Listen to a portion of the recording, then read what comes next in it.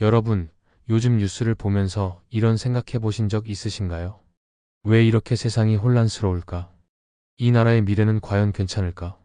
경제, 정치, 교육, 사회 모든 영역에서 어려움이 쏟아지고 있습니다. 가정의 생계, 자녀의 미래, 나라의 방향성. 우리의 어깨를 짓누르는 이 모든 문제들 앞에서 과연 우리가 무엇을 할 수 있을까요? 역대하 7장 14절에서 하나님께서 이렇게 말씀하십니다. 내 이름으로 일컫는 내 백성이 그들의 악한 길에서 떠나 스스로 낮추고 기도하여 내 얼굴을 찾으면 내가 하늘에서 듣고 그들의 죄를 사하고 그들의 땅을 고칠지라. 여러분, 우리가 할 수 있는 가장 강력한 행동이 무엇인지 아시나요? 그것은 바로 기도입니다. 기도는 단순한 종교적 행위가 아닙니다. 기도는 하나님의 능력을 이 땅에 불러오는 통로이며 하나님의 마음을 움직이는 간구입니다. 왜 우리가 나라를 위해 기도해야 하는지, 그리고 어떻게 기도해야 하는지 더 깊이 나누며 여러분의 마음에 희망과 도전을 전하고자 합니다. 왜 나라를 위해 기도해야 할까요? 첫째, 하나님께서 기도의 책임을 우리에게 맡기셨기 때문입니다. 성경은 모든 지도자와 위정자들을 위해 기도하라고 명령합니다. 디모데전서 2장 12절에서 사도 바울은 이렇게 권면합니다. 그러므로 내가 첫째로 권하노니 모든 사람을 위하여 간구와 기도와 도구와 감사를 하되 임금들과 높은 지위에 있는 모든 사람을 위하여 하라. 왜 지도자를 위해 기도해야 할까요? 그들의 결정 하나가 나라와 국민의 운명을 좌우하기 때문입니다. 한 사람의 선택이 경제를 살릴 수도, 가정을 지킬 수도, 또는 반대로 혼란을 불러올 수도 있습니다. 대통령, 국회의원, 공무원, 심지어 지역 사회의 리더들까지 그들이 하나님의 지혜와 공의로 나라를 다스릴 수 있도록 우리가 그들을 위해 기도해야 합니다. 둘째, 나라가 무너지면 복음의 자리가 위태로워지기 때문입니다. 우리는 지금 믿음의 자유를 누리며 예배하고 기도하고 복음을 전합니다. 하지만 역사를 돌아보면 나라가 흔들릴 때 교회도 흔들렸습니다. 로마 제국의 박해, 중세의 전쟁, 근현대의 독재 속에서 수많은 믿음의 공동체가 고난을 겪었습니다.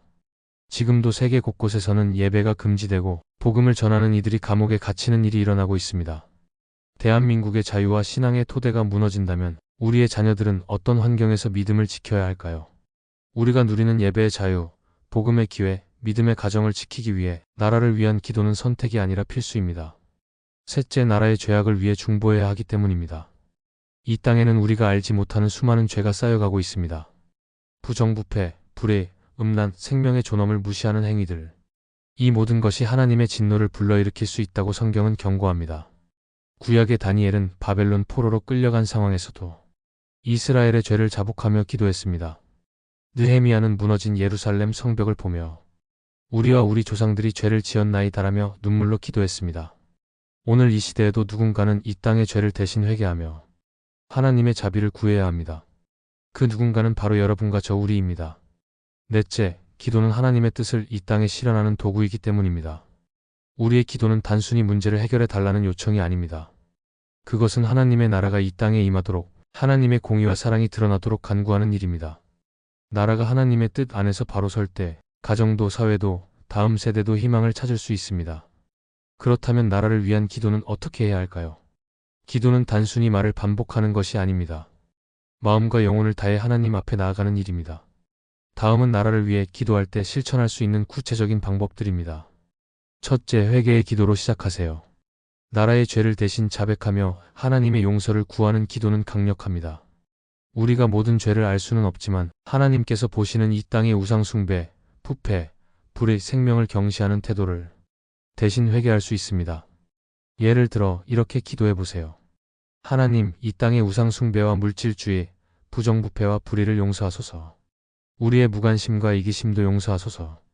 주님의 자비로 이 땅을 깨끗하게 하소서. 나라의 문제를 보며 원망하거나 포기하기보다 하나님의 자비와 회복의 은혜를 구하는 마음으로 기도해야 합니다. 둘째, 지도자들을 위해 구체적으로 기도하세요.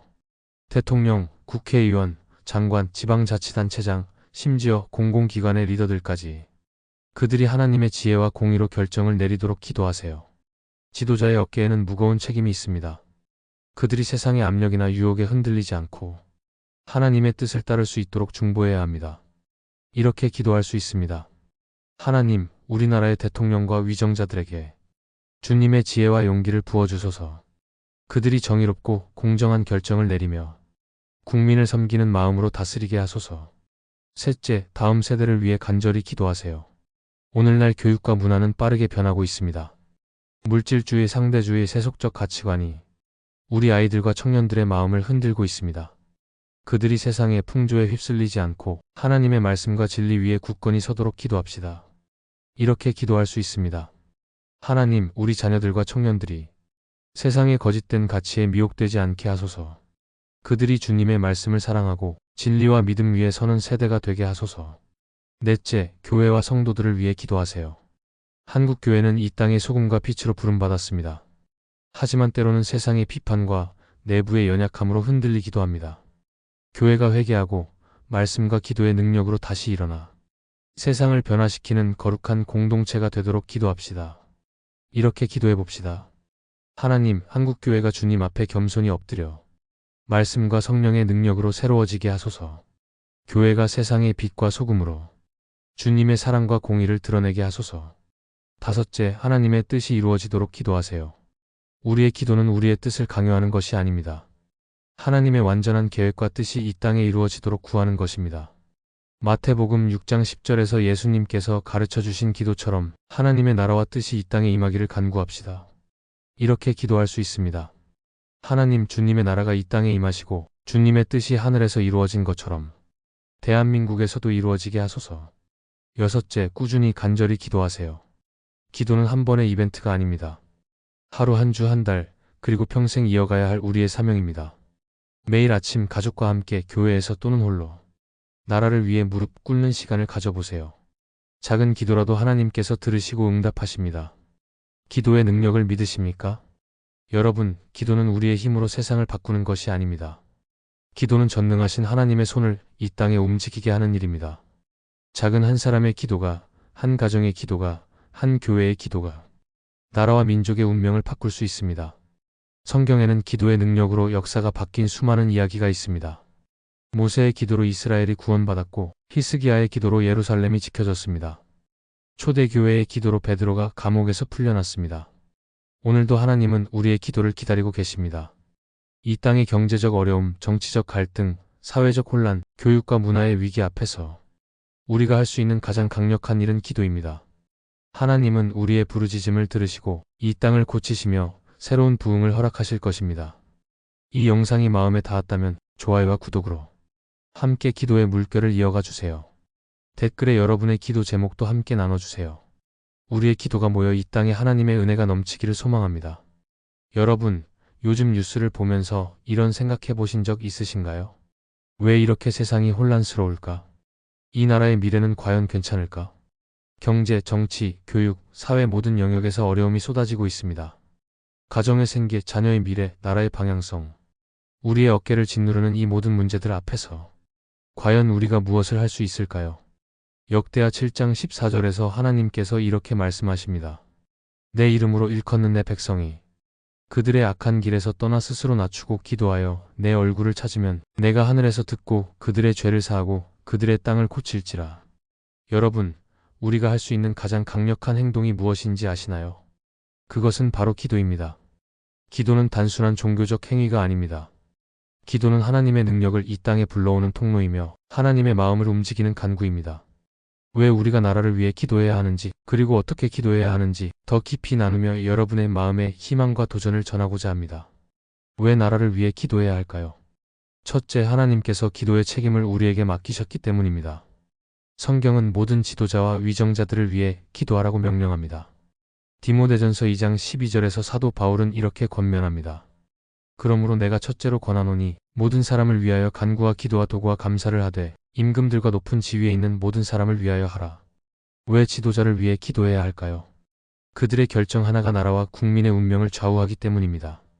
한 사람의 선택이 경제를 살릴 수도, 가정을 지킬 수도, 또는 반대로 혼란을 불러올 수도 있습니다. 대통령, 국회의원, 공무원, 심지어 지역사회의 리더들까지 그들이 하나님의 지혜와 공의로 나라를 다스릴 수 있도록 우리가 그들을 위해 기도해야 합니다. 둘째, 나라가 무너지면 복음의 자리가 위태로워지기 때문입니다. 우리는 지금 믿음의 자유를 누리며 예배하고 기도하고 복음을 전합니다. 하지만 역사를 돌아보면 나라가 흔들릴 때 교회도 흔들렸습니다. 로마 제국의 박해, 중세의 전쟁, 근현대의 독재 속에서 수많은 믿음의 공동체가 고난을 겪었습니다. 지금도 세계 곳곳에서는 예배가 금지되고 복음을 전하는 이들이 감옥에 갇히는 일이 일어나고 있습니다. 대한민국의 자유와 신앙의 토대가 무너진다면 우리의 자녀들은 어떤 환경에서 믿음을 지켜야 할까요? 우리가 누리는 예배의 자유, 복음의 기회, 믿음의 가정을 지키기 위해 나라를 위한 기도는 선택이 아니라 필수입니다. 셋째, 나라의 죄악을 위해 중보해야 하기 때문입니다. 이 땅에는 우리가 알지 못하는 수많은 죄가 쌓여가고 있습니다. 부정부패, 불의, 음란, 생명의 존엄을 무시하는 행위들. 이 모든 것이 하나님의 진노를 불러일으킬 수 있다고 성경은 경고합니다. 구약의 다니엘은 바벨론 포로로 끌려간 상황에서도 이스라엘의 죄를 자복하며 기도했습니다. 느헤미야는 무너진 예루살렘 성벽을 보며 우리와 우리 조상들이 죄를 지었나이다라며 눈물로 기도했습니다. 오늘 이 시대에도 누군가는 이 땅의 죄를 대신 회개하며 하나님의 자비를 구해야 합니다. 그 누군가는 바로 여러분과 저 우리입니다. 넷째, 기도는 하나님의 뜻을 이 땅에 실현하는 도구이기 때문입니다. 우리의 기도는 단순히 문제를 해결해 달라는 요청이 아닙니다. 그것은 하나님의 나라가 이 땅에 임하도록, 하나님의 공의와 사랑이 드러나도록 간구하는 일입니다. 나라가 하나님의 뜻 안에서 바로 설 때 가정도 사회도 다음 세대도 희망을 찾을 수 있습니다. 그렇다면 나라를 위한 기도는 어떻게 해야 할까요? 기도는 단순히 말을 반복하는 것이 아닙니다. 마음과 영혼을 다해 하나님 앞에 나아가는 일입니다.